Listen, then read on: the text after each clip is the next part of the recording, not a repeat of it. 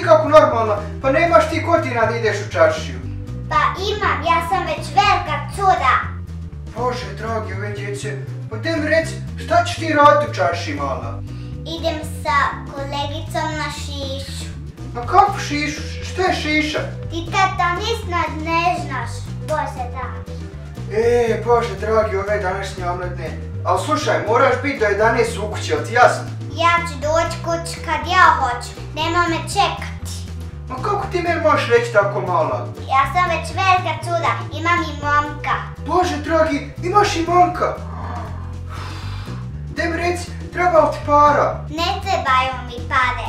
Kako ti ne treba para? Šta ćeš trošiti u gradu? Ja sam već uzmala tvoje pare i kupila sam men ovu majicu.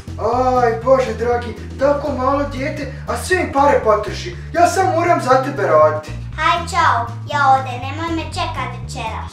Aj, čao sine, i pamet u glavu.